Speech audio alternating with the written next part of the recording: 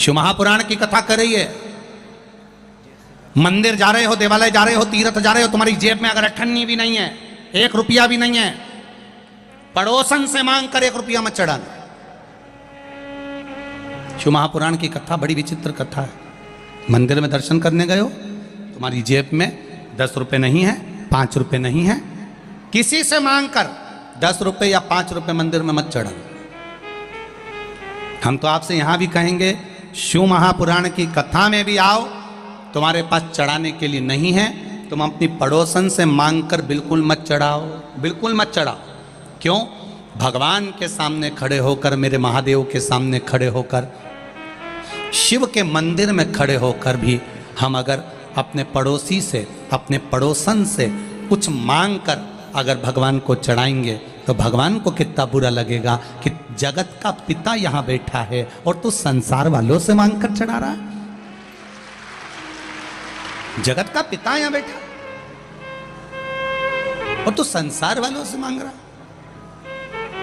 अगर तुझे मांगना ही है तो शिव महापुराण की कथा कहती है, देव आदिदेव महादेव के मंदिर में किसी से मांग कर नहीं चढ़ाना। देव आदिदेव महादेव के मंदिर में अगर आप पूजन करने के लिए गए हो, भगवान शिव के मंदिर में अगर पूजन करने गए हो, तुम्हारी थाली में अगर कोई सामग्री कम भी है चलेगी, पर पड़ोसन की थाली में से उठाकर मत चढ़ाना। शंकर जी कहते हैं, फूल नहीं है मुझसे ले लो, बेलपत्र नहीं है मुझसे ले लो, धतूरा नहीं है मुझसे ले लो। शंकर जी कहते हैं, मेरे ऊपर चढ़ी हुई सामग्री तुम वापिस धोकर मुझे चढ़ा दो, पर किसी से मांग कर मत चढ़ाना, क्योंकि मैं दूंगा तो ज्यादा दूंगा। अब आप प्रैक्टिकल कर देखो। अब एक प्रैक्टिकल करिएगा आप। पड़ोसन की थाली में से जो जो सामान उसने थाली में रखा, जो जो सामान रखा, उसका नरियल, उसकी अगरबत्ती, उसका दिया, सब तुम उठा के भगवान पे चढ़ाया हो। एक बार प्रैक्टिकल करके देखना हो। अब पड़ोसन का मुंह देखना, फिर तुमने तो उसकी थाली में से उठाकर चढ़ा दिया, अब उसका मुंह देखो तुम जरा जोरदार। अभी तक तो वो ब्रह्म कुमारी थी, थोड़ी देर में चंद्र घंटा बनने में उसको देरी नहीं लगेगी, थोड़ी देर चढ़ा दिया तुमने तो महादेव को। अब पड़ोसन को ये लगना चाहिए कि मैंने नहीं चढ़ाया तो इसने चढ़ा दिया, उसमें क्या दिक्कत है, पर नहीं, उसका मुंह फूल गया। मेरी थाली, मेरा सामान, मेरी पूजन की सामग्री इसने कैसे चढ़ा दी, इसने कैसे दे दिया, बुरा लग जाए। पर अब शिव जी के पास में बेलपत्र चढ़ी है, शंकर जी के पास में बेलपत्र चढ़ी है, शंकर जी के पास में धतूरा चढ़ा है। शिव जी से बेलपत्र मांगा तुमने, शंकर जी से बेलपत्र लिया तुमने, और वही बेलपत्र देवादिदेव महादेव का लेकर तुमने शंकर जी को चढ़ा दिया। शंकर जी को बुरा नहीं लगा, शंकर जी प्रसन्न हुए हैं। क्यों? शंकर जी ये जानते हैं, बहू सास से कुछ मांगे तो अच्छी लगती है, बहू पड़ोसन से कुछ मांगे तो अच्छी लगती है क्या? अरे बोलो तो, रही बेटमा की जीजिए, तुम्हारे घर की बहू, तुम्हारे घर की बहू, तुम्हारे यहाँ कोई मिलने आया अड़ोसन पड़ोसन, उससे कह दे, मम्मी तुम, काकी जी हमको ला दोगी क्या, काकी जी हमारे यहाँ तुम अचार ला दोगी क्या, काकी जी तुम ये सामान ला दोगी क्या, तो सास को बुरा नहीं लगेगा? सास का नाम लिया तो लाइट भी आई गई।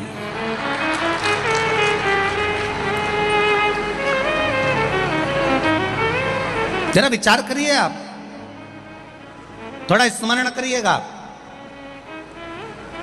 घर की बहू, घर के बच्चे, घर के बेटा बेटी अपने घर के लोगों से मांगेंगे, माता पिता से, सास ससुर से, वृद्ध से, बुजुर्ग से मांगे, अच्छा लगेगा। पर वही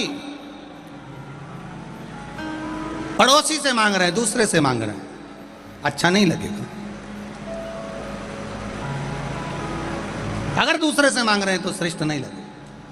मेरा महादेव भी ऐसा ही है, मेरा देव अधिदेव महादेव भी यही कह रहा है, मांगना है मुझसे मांगो, मुझसे। दूसरे देंगे तो तेरा पेट नहीं भराएगा, दूसरा अगर देगा तो तेरा पेट नहीं भराएगा। देवाधिदेव महादेव कहते हैं अगर गोरापति शिव शंकर औघड़ी अगर देगा तो आधा चावल के दाने से जब वो संसार का पेट भर सकता है, त्रिशूल को मात्र हिलाने से पूरे ब्रह्मांड को हिला सकता है, तो शिव की कथा कर रही है केवल उसकी दृष्टि पड़ते से ही तेरे पूरे कुटुंब का पेट भरा सकता है, केवल दृष्टि।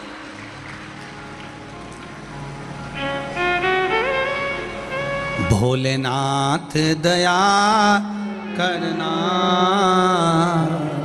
मैं तेरे भरोसे हूँ, मेरे बाबा दया करना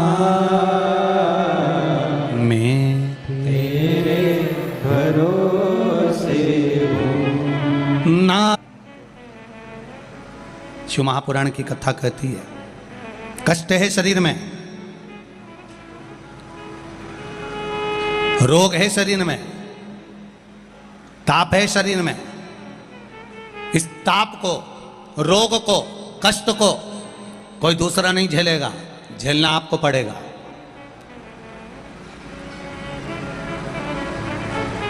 झेलना आपको पड़ेगा। शिव महापुराण की कथा कहती है जब ताप आपको झेलना है, कष्ट आपको झेलना है, रोग आपको झेलना है, तो भजन भी जम के बोलो जरा, जम के आपको ही करना है। कोई दूसरा तुम्हारे हिस्से का भजन नहीं करेगा, कोई दूसरा नहीं करेगा, आपको ही करना है।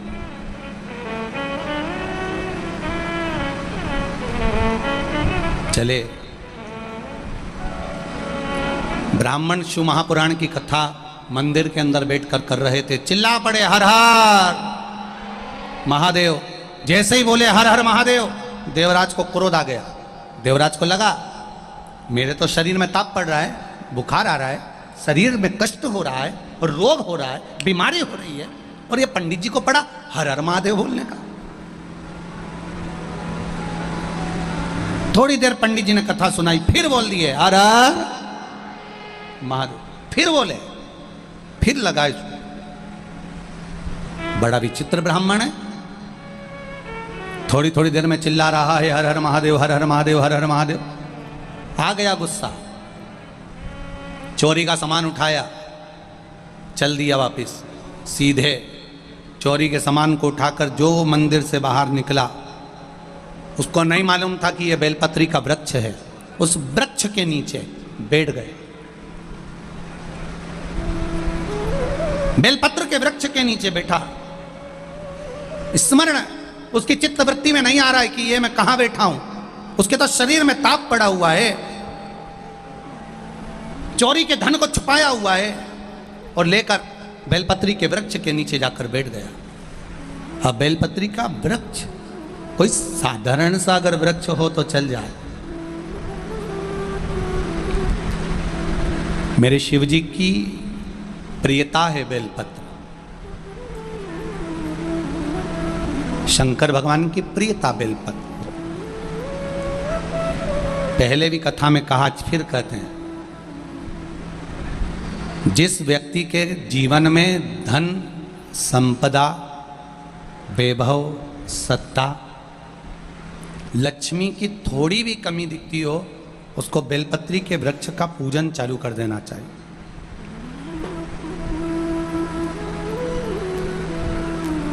जाओ सोमवार के दिन बेलपत्र वृक्ष के नीचे जल चढ़ाकर, जल का सिंचन कर कर, उसी बेलपत्र के नीचे शाम के समय पर संध्या काल में, प्रदोष काल में भगवान देवाधिदेव महादेव गौरी शंकर का स्मरण करो।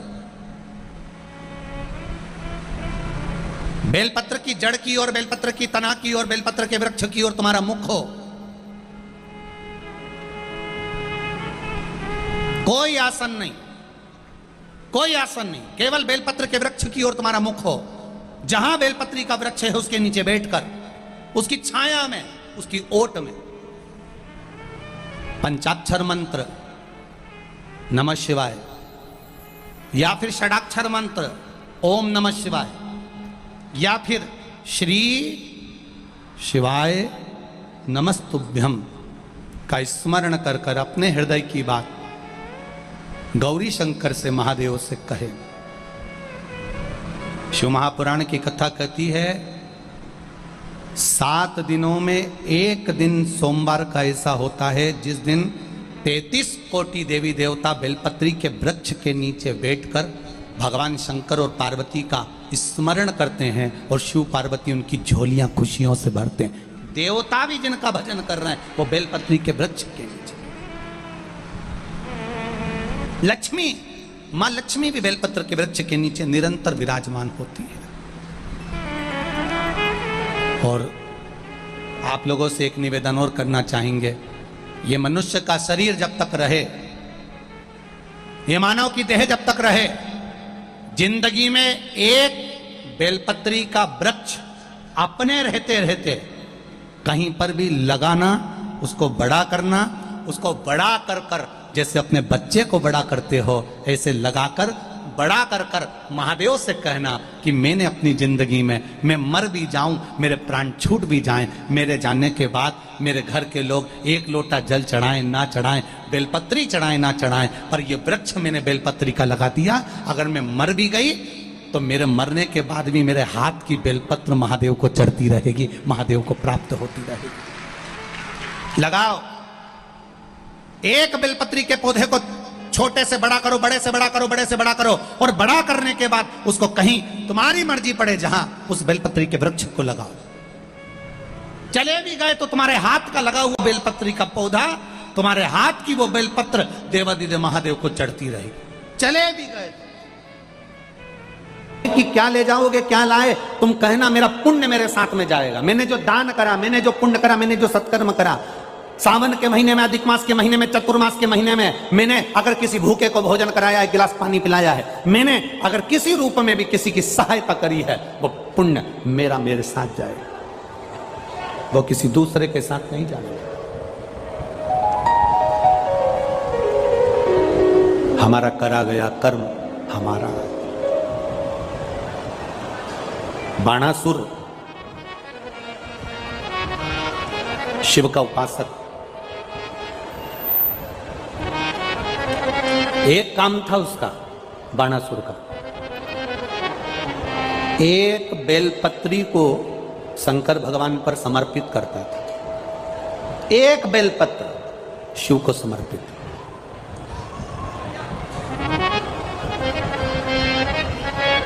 एक सोने का सिंहासन ले लो, आधा किलो का, आधा किलो सोने का सिंहासन बनवाओ, उस पे एक शालिग्राम भगवान की शिला रख दो, उनका श्रृंगार भी सोने से कर दो, हीरे पन्ने से कर दो, और उस सिंहासन को किसी एक ब्राह्मण को अगर हम दान कर दें, उससे दुगना फल एक बेलपत्री शंकर भगवान को समर्पित करने से प्राप्त हो जाता है।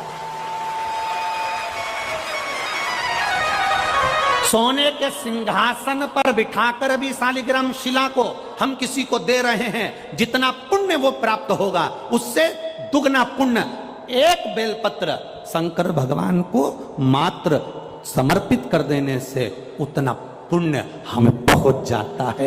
एक बेलपत्र, एक बेलपत्र साधारण है क्या? ये बेलपत्र कोई सहज है क्या?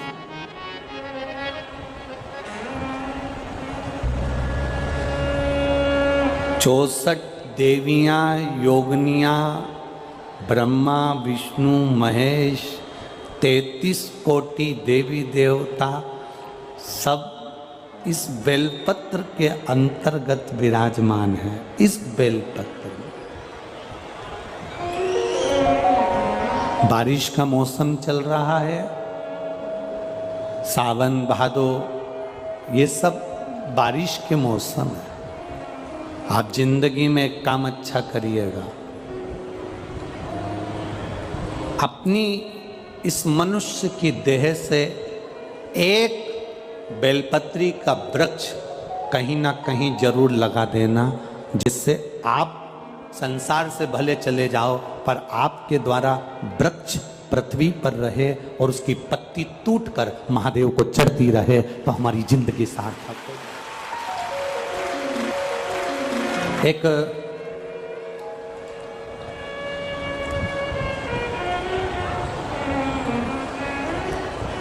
उज्जैन की एक संस्था है, अवंतिकापुरी की, अनाज तिलहन व्यापारी संघ उज्जैन अवंतिकापुरी, जिसके अध्यक्ष हैं श्री गोविंद जी खंडेलवाल। ये अनाज तिलहन व्यापारी संघ उज्जैन के द्वारा 60,111 बेलपत्री के पौधे पूरे उज्जैन में घर घर में लगाए जा रहे हैं। एक बार जोरदार ताली बजाएं। और धन्यवाद दूंगा संपूर्ण भारत की जैन समाज